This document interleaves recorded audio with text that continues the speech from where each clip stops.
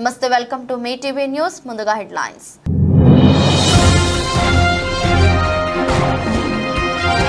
Israel పై డ్రోన్లు, క్షిపణులతో విరుచుకుపడ్డ Iran.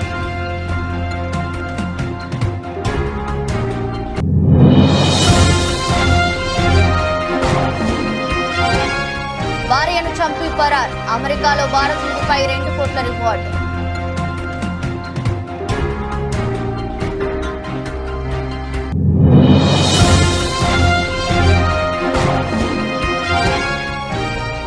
Bus యాత్రలో CM Jagan పై రాయి దాడి. జాతీయ ఎన్నికల కమిషన్ సీరియస్.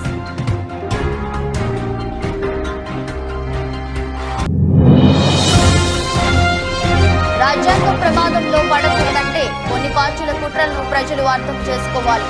సంచలన వ్యాఖ్యలు చేసిన కేటీఆర్.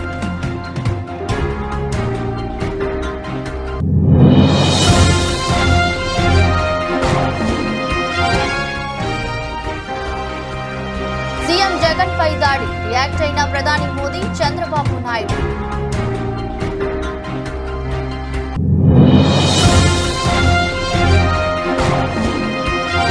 సీఎం జగన్ పై దాడి. వైఎస్ షర్మిల, కేటీఆర్ కీలక వ్యాఖ్యలు.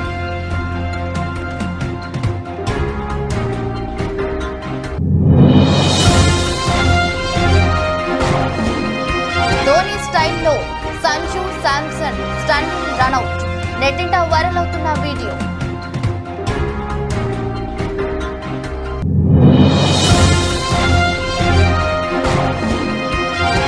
తండ్రిగా ఎంతో గర్వంగా ఉంది. పుత్రోత్సాహంతో చిరంజీవి ట్వీట్.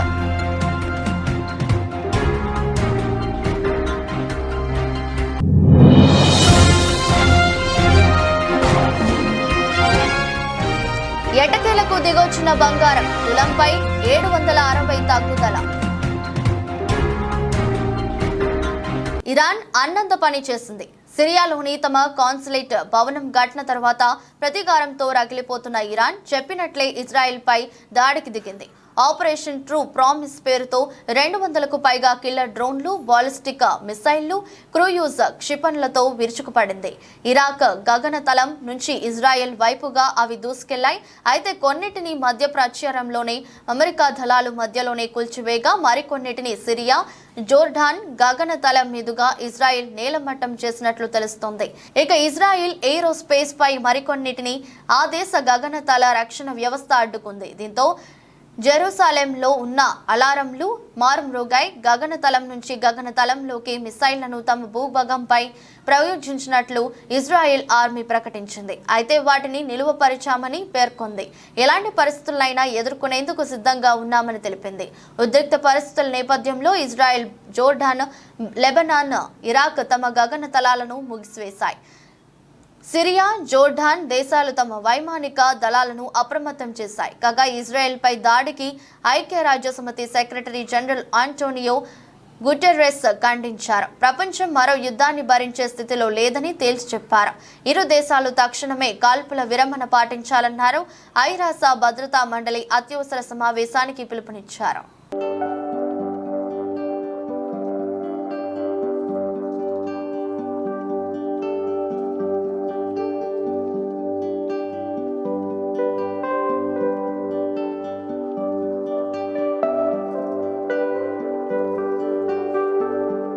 తొమ్మిదేండ్ల క్రితం భార్యను దారుణంగా హత్య చేసి పరారైన బద్రేష్ కుమార్ చేతన్ భాయ్ పటేల్ అనే భారతీయుడిపై అమెరికా ప్రభుత్వ దర్యాప్తు సంస్థ ఫెడరల్ బ్యూరో ఆఫ్ ఇన్వెస్టిగేషన్ భారీ రివార్డు ప్రకటించింది. నిందితుడి ఆచూకీ తెలిపిన వారికి $2,050 ఇస్తామని ప్రకటించింది. బద్రేష్ కుమార్ ను FBI టాప్ 10 మోస్ట్ వాంటెడ్ జాబితాలో చేర్చింది. భద్రేష్ కుమార్ తన భార్య పాలక్ ను 2017 ఏప్రిల్లో హత్య చేశాడు. వీరిద్దరూ మేరీలాండ్లోని మనోవర్లోని ఓ మిఠాయిల దుకాణంలో పనిచేసేవారు. హత్య జరిగిన రోజు ఇద్దరు నైట్ షిఫ్ట్ లో ఉన్నారు. రాత్రి పొద్దుపోయాక దుకాణం వెనుక గదిలో తన భార్య పాలక్ ను భద్రేష్ కుమార్ కత్తితో పలుమార్లు పొడిచి హత్య చేయడం CCTVలో రికార్డ్ అయింది.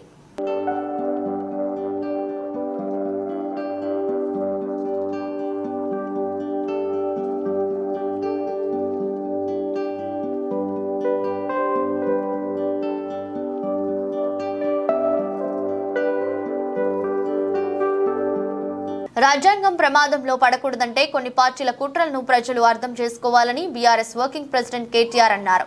ప్రజలంతా అంబేద్కర్ ఆలోచనలు, ఆశయాల కోసం కలిసి పనిచేయాలని పిలుపునిచ్చారు. ఆ మహానీయుని ఆశయాల దిశగా అందరం ముందుకు సాగుదామన్నారు. తెలంగాణ భవన్లో అంబేద్కర్ జయంతి వేడుకలను ఘనంగా నిర్వహించారు. ఈ సందర్భంగా రాజ్యాంగ నిర్మాతకు కేసీఆర్ ఘనంగా నివాళులర్పించారు. అనంతరం మాట్లాడుతూ అంబేద్కర్ బోధించు, సమీకరించు, పోరాడు అనే స్ఫూర్తితోనే లక్షలాది మందిని సమీకరిస్తూ 14 ఏళ్ల పాటు తెలంగాణ పోరాటాన్ని కేసీఆర్ నాయకత్వంలో కొనసాగించామని, ప్రజా పోరాటంతోనే రాష్ట్రాన్ని సాధించుకున్నామన్నారు. సాధించుకున్న తెలంగాణలో ప్రజల ఆశీర్వాదంతో అంబేద్కర్ ఆశయాల ఆలోచనల మేరకు 10 ఏళ్లు తమ ప్రభుత్వం పనిచేసిందని చెప్పారు. విద్యతోనే వికాసం వస్తుందని, వికాసంతోనే ప్రగతి వస్తుందని, ప్రగతితోనే సమానత్వం వస్తుందన్న అంబేద్కర్ ఆలోచనతో 1022 గురుకులాలు ఏర్పాటు చేసుకున్నామని తెలిపారు. వాటి నుంచి బయటకు వచ్చిన లక్షల మంది భవిష్యత్ తెలంగాణ పౌరులు నేడు అనేక ఉన్నత విద్యా సంస్థల్లో చదువుతున్నారని వెల్లడించారు. వీరంతా జీవితంలో పైకి వచ్చినప్పుడు సమాజంలో అసమానతలు తొలగిపోతాయన్నారు. గురుకులాల్లో చదువుకున్న పిల్లలు అంబేద్కర్ ఆశయాలను నెరవేరుస్తున్నారని చెప్పారు. తెలంగాణలో కేసీఆర్ గారి నాయకత్వంలో ఈ 1022 గురుకుల అద్భుతమైన భవిష్యత్తు సంబంధించి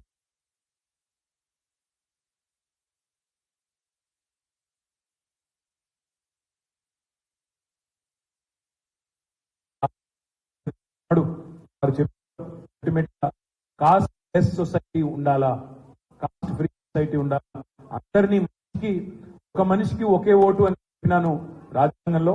కానీ ఒక మనిషికి ఒకే విలువ సమాన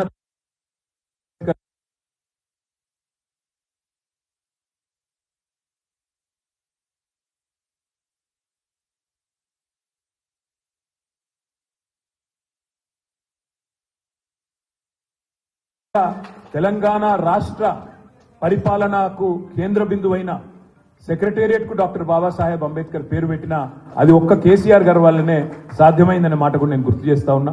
దాంతో పాటు ఈ దేశంలో అంబేద్కర్ గారు అంటే కేవలం దళితులకు సంబంధించిన నాయకుడే కాదు, కేవలం బడుగు బలహీన వర్గాలకు సంబంధించిన నాయకుడే కాదు, మహాత్మా గాంధీతో తప్పకుండా పోల్చి సరిసమానమైన స్థాయి కలిగిన నాయకుడు అంబేద్కర్ గారు. అందుకే అంతటి ఘనమైన నివాళిని ఆ రోజు కేసీఆర్ గారి నాయకత్వంలో మనం శాసనసభలో అందించుకున్నాం. వారి 125 ఫీట్ల విగ్రహం పెట్టుకున్నాం. ఇది విగ్రహం కాదు, ఇది విప్లవం అనే మాట ఆనాడు కేసీఆర్ గారు మాట్లాడినారు. తప్పకుండా ఇవాళ మళ్ళొక్కసారి 133వ జయంతి నాడు మనందరం కూడా గుర్తుంచుకోవాల్సింది ఒకటే, దళిత బంధు లాంటి దమ్మున్న పథకం పెట్టినా లేదా బలహీన వర్గాల కోసం చిత్తశుద్ధితో, నిబద్ధతతో, రాజకీయ ప్రయోజనాలతో నిమిత్తం లేకుండా రాజకీయంగా నష్టం జరిగినా లాభం జరిగినా మరి అధికారం ఉన్నప్పుడు, అవకాశం ఉన్నప్పుడు తప్పకుండా అందరి మంచి కోసం, సమానత్వం కోసం పాటుపడాలనే ఒక ఆలోచన ఏదైతే కేసీఆర్ గారు చేసినారో ఆ ఆలోచన ద్వారా ఆ అంబేద్కర్ గారి బాటలో అందరం కూడా ముందుకు సాగుదాం. ఆయనను ఇవాళ మీరు చూసినట్టయితే కొలంబియా లాంటి యూనివర్సిటీలో అక్కడ బాబాసాహెబ్ అంబేద్కర్ గారికి అక్కడ వారు అక్కడ ఒక విగ్రహం పెట్టి ఆ విగ్రహం కింద రాసింది ఏంటంటే ఆయన దళిత నాయకుడనో బడుగు బలహీన వర్గాల నాయకుడనో రాయలేదు. Is one of the founding fathers of modern India. అంటే ఆధునిక భారతానికి మరి బీజం వేసిన ఒక జాతిపిత లాంటి నాయకుడు, ఒక ఆనాటి ఫౌండింగ్ ఫాదర్స్ లో ఆయన కూడా ఒకరని ప్రపంచమే గుర్తించే పరిస్థితి. వాళ్ళ 100 పైచిలకు దేశాల్లో అంబేద్కర్ గారి గురించి ఇవాళ స్మరించుకుంటున్నారు, ఆలోచించుకుంటున్నారు. మన దేశంలో కూడా ఈరోజు ముఖ్యంగా ఈరోజున్న పరిస్థితుల్లో ఆయన చెప్పిన ఒక గొప్ప మాటను గుర్తు చేసుకోవాల్సిన బాధ్యత మన మీద ఉన్నది. రాజ్యాంగానికి సంబంధించి, రాజ్యాంగబద్ధమైన హక్కులకు సంబంధించి, ముఖ్యంగా ప్రజలకు సంబంధించిన అంశాలు అంబేద్కర్ గారు ఏదైతే చెప్పినారో సమాజంలో సమానత్వం రావాలి అంటే ఇవాళ ఈ దేశంలో ఉన్న పరిస్థితుల వల్ల, ముఖ్యంగా కొన్ని రాజకీయ పార్టీల యొక్క వైఖరి వల్ల ఆ రాజ్యాంగం కూడా ప్రమాదంలో ఉన్న విషయాన్ని కూడా మనం గుర్తుపెట్టుకోవాలా. ఆ రాజ్యాంగం ప్రమాదంలో పడకూడదు. అంబేద్కర్ గారి ఆలోచన ధారకు అనుగుణంగా ఈ దేశంలోని అన్ని కులాలు, అన్ని మతాలు, అన్ని వర్గాలు కలిసి మెలిసి ముందుకు పోవాలి అంటే తప్పకుండా మనందరం కూడా వారి ఆశయం కోసం పాటుపడడమే వారికి అర్పించే నిజమైన నివాళి అవుతుందని మరి మీ అందరు కూడా విజ్ఞప్తి చేస్తూ, ఈరోజు ఎంతో మందికి పెద్దలకు జిల్లాల్లో కార్యక్రమాలు ఉన్నాయి, నియోజకవర్గాల్లో కార్యక్రమాలు ఉన్నాయి. అయినప్పటికీ వాళ్ళ పార్టీ కేంద్ర కార్యాలయానికి విచ్చేసి మీరందరూ కూడా పాల్గొన్నందుకు హృదయపూర్వకంగా మీ అందరు కూడా ధన్యవాదాలు తెలియజేస్తూ జై భీమ్, జై తెలంగాణ.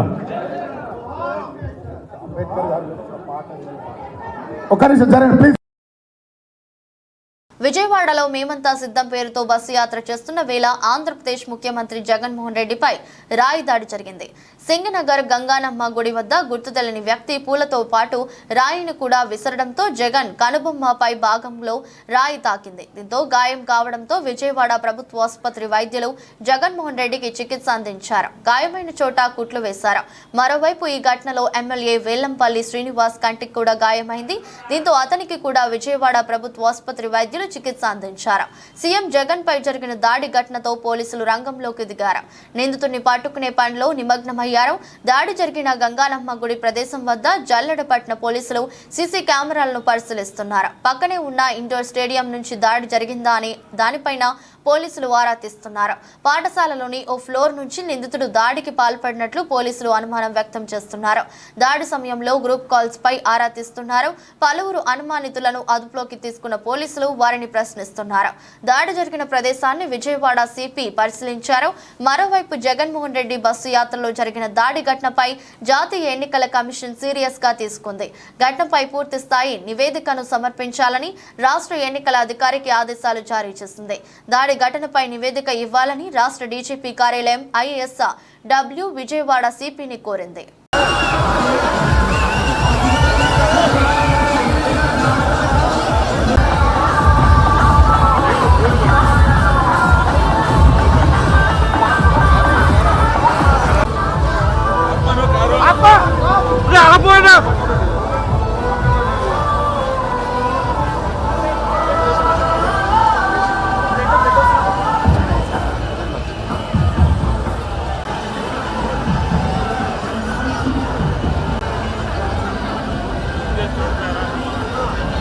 దాసు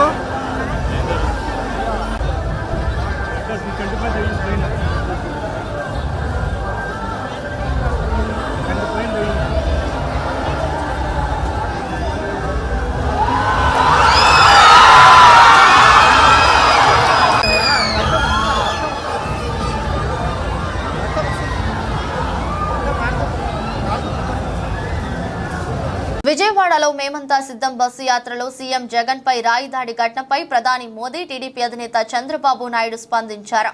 సీఎం జగన్ పై దాడిని ప్రధాని మోదీ, చంద్రబాబు తీవ్రంగా ఖండించారు. ముఖ్యమంత్రి జగన్ త్వరగా కోలుకోవాలని ప్రధాని మోదీ కోరుకున్నారు. సీఎం జగన్ పై దాడిని తీవ్రంగా ఖండించిన చంద్రబాబు నాయుడు ఈ ఘటనపై ఈసీ నిష్పాక్షికమైన విచారణ జరిపించి బాధ్యులను కఠినంగా శిక్షించాలని కోరారు. అంతేకాదు నిర్లక్ష్యంగా ఉన్న అధికారులను శిక్షించాలని డిమాండ్ చేశారు. సీఎం జగన్ పై రాయి దాడిని తమిళనాడు ముఖ్యమంత్రి స్టాలిన్ ఖండించారు. రాజకీయ విభేదాలు ఎప్పుడూ హింసాత్మకంగా మారకూడదని ఆయన అన్నారు. మన ప్రజాస్వామ్యంలో సభ్యత్వ గౌరవాన్ని పరస్పరం కాపాడుకుందామని పిలుపునిచ్చారు. స్టాలిన్ ముఖ్యమంత్రి జగన్ త్వరగా కోలుకోవాలని సీఎం స్టాలిన్ ఆకాంక్షించారు. ఈ మేరకు ట్వీట్ చేశారు.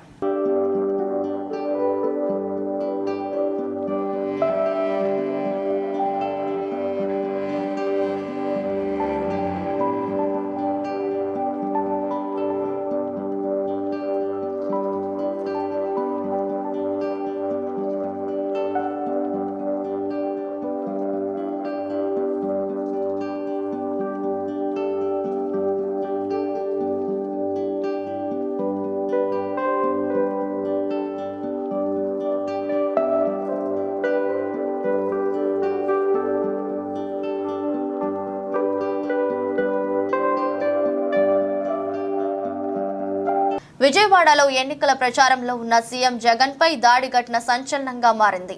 ఈ ఘటనపై సీఎం జగన్ సోదరి ఏపీ కాంగ్రెస్ అధ్యక్షురాలు వైఎస్ షర్మిలారెడ్డి స్పందించారు. జగన్ పై దాడిని ఆమె ఖండించారు. జగన్ పై దాడి దురదృష్టకరమన్నారు. ప్రజాస్వామ్యంలో హింసకు తావు లేదన్నారు.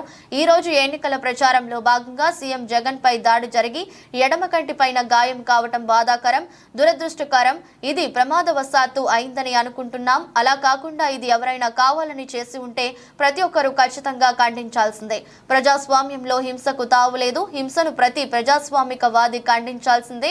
జగన్ త్వరగా కోలుకోవాలని దేవుణ్ణి ప్రార్థిస్తున్నారు.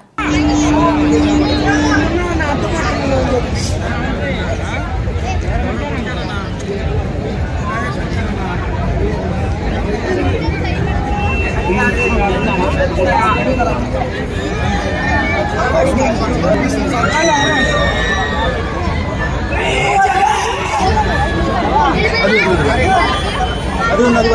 ఏది కింద చూడండి వాసన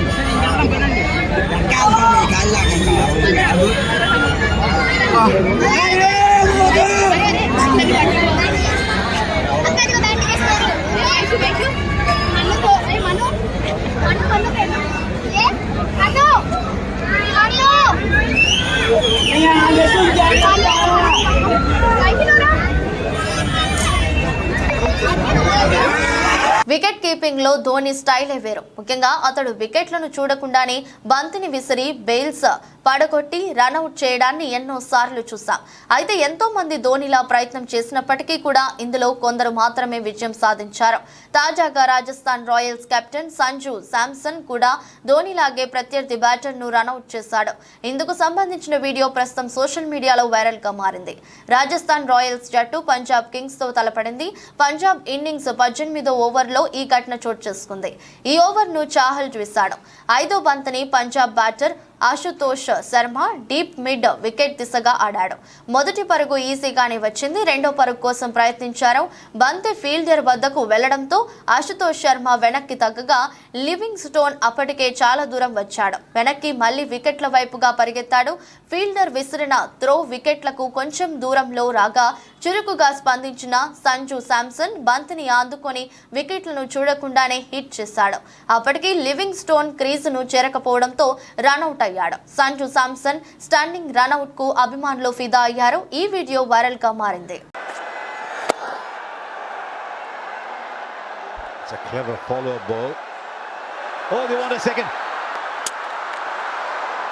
Very good work by Sanju Samson.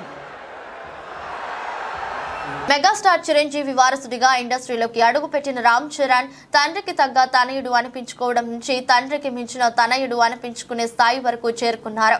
National నుంచి ఇంటర్నేషనల్ స్థాయి వరకు ఇమేజ్ ని పెంచుకుంటూ వెళ్లిన రామ్ చరణ్ ప్రేక్షకుల చేత గ్లోబల్ స్టార్ అనిపించుకుంటున్నారు. కాగా రీసెంట్ గా రామ్ చరణ్ అరుదైన గౌరవం అందుకున్నారు. తాజాగా రామ్ చరణ్ చెన్నైలోని వేల్స్ యూనివర్సిటీ నుంచి గౌరవ డాక్టరేట్ అందుకున్నారు. All India council for technical education AICTE అధ్యక్షుడు DG సీతారాం చేతుల మీదుగా రామ్ చరణ్ ఈ గౌరవ పట్టా అందుకున్నారు.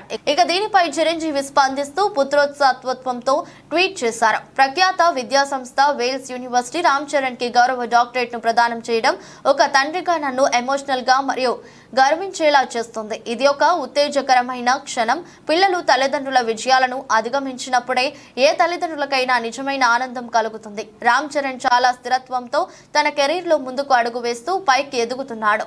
Love you my dear doctor Ram Charan అంటూ ట్వీట్ చేశారు. The Executive Council of Wales Institute of Science, Technology and Advanced Studies is pleased to recommend to you to confer upon Thiru Ram Charan the degree of Doctor of Literature honoris causa, to which I request that he may be admitted. I invite Thiru Ram Charan Konidela, Indian actor, film producer and entrepreneur, to come forward to receive the honorary degree from the Chancellor.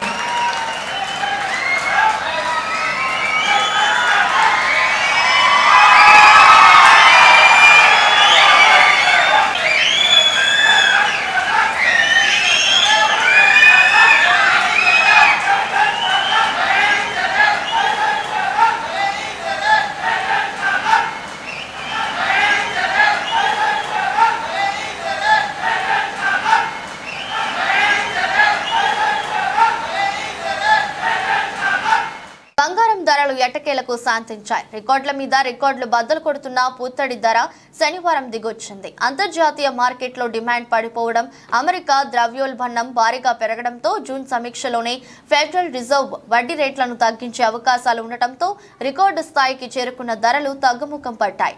అధిక ధరల కారణంగా దేశీయంగా కొనుగోలు పూర్తిగా నిలిచిపోవడం కూడా ధరలు తగ్గడానికి ప్రధాన కారణమని బులియన్ వర్తకులు వెల్లడిస్తున్నాయి. దీంతో హైదరాబాద్ బులియన్ మార్కెట్లో 22 క్యారెట్ తులం బంగారం ధర 700 దిగొచ్చి 67,200 నుంచి 66,500కి తగ్గింది. అలాగే 24 క్యారెట్ తులం బంగారం ధర 760 తగ్గి 73,000 దిగువకు పడిపోయింది. చివరకు బులియన్ మార్కెట్ ముగిసే సమయానికి తులం పుత్తడి ధర 72,550కి తగ్గింది. పసిడితో పాటు వెండి ధరలు భారీగా తగ్గాయి. పారిశ్రామిక వర్గాలు, నాణేల తయారీదారుల నుంచి డిమాండ్ పడిపోవడంతో కిలో వెండి 1000 తగ్గి 90,000 మార్కు నుంచి 89,000 మార్కుకు దిగొచ్చింది.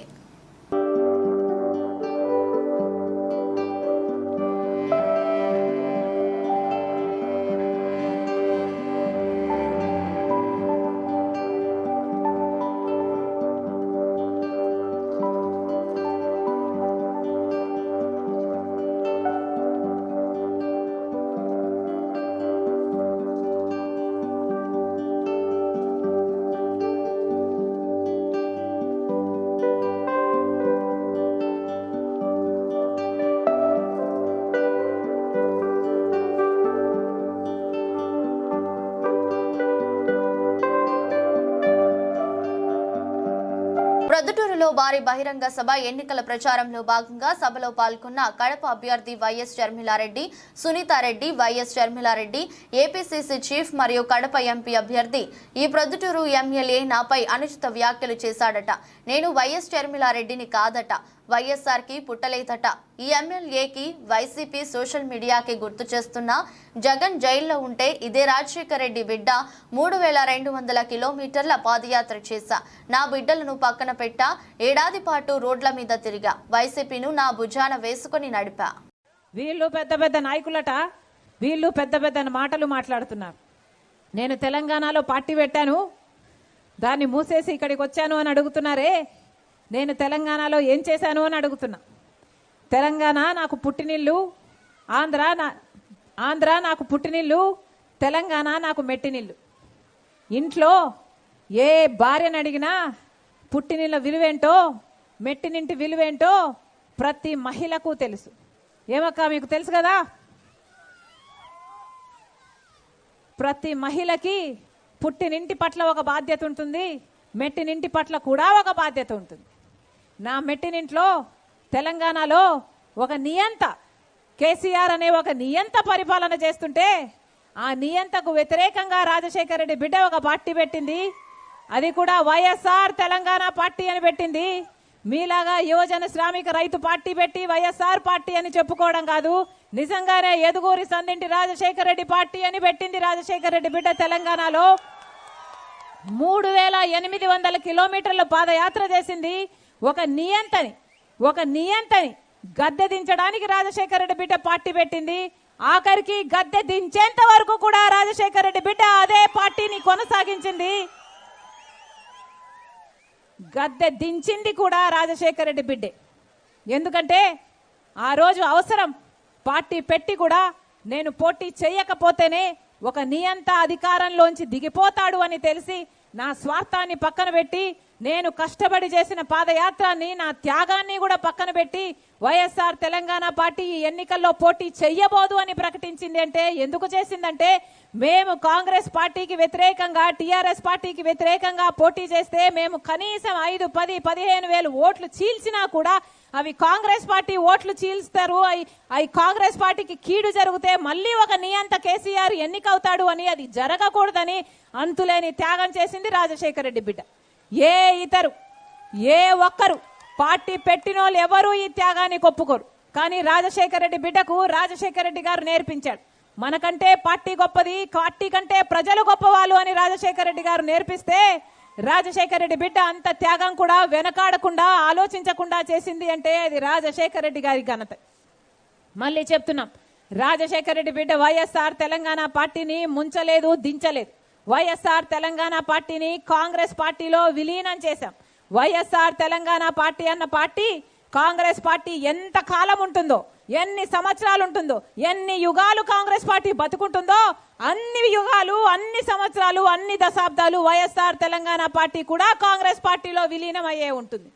ఈరోజు రాజశేఖర రెడ్డి బిడ్డ కాంగ్రెస్ పార్టీలో చేరింది, ఆంధ్ర రాష్ట్రానికి వచ్చింది అంటే ఎందుకు వచ్చింది? ఎందుకంటే వార్తలు ముగించే ముందు మరోసారి హెడ్లైన్స్.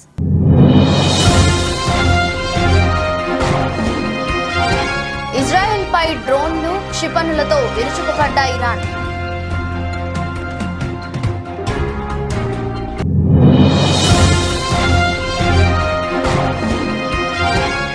భార్యను చంపి పరార్, అమెరికాలో భారతీయుడిపై 2 కోట్ల రివార్డు.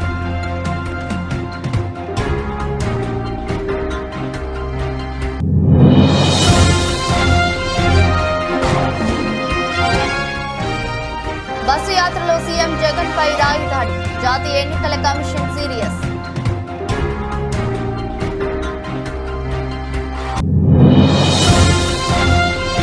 రాజ్యాంగం ప్రమాదంలో పడకూడదంటే కొన్ని పార్టీల కుట్రలను ప్రజలు అర్థం చేసుకోవాలి. సంచలన వ్యాఖ్యలు చేసిన కేటీఆర్.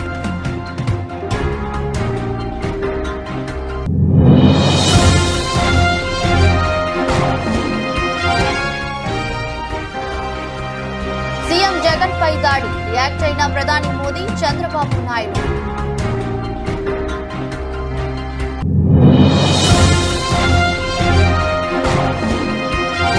సీఎం జగన్ పై దాడి, వైఎస్ షర్మిల, కేటీఆర్ కీలక వ్యాఖ్యలు.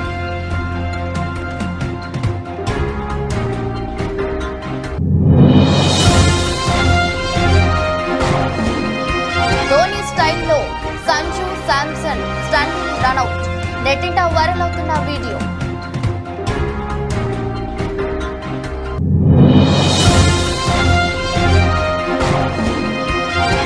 తండ్రిగా ఎంతో గర్వంగా ఉంది. పుత్రోత్సాహంతో చిరంజీవి ట్వీట్.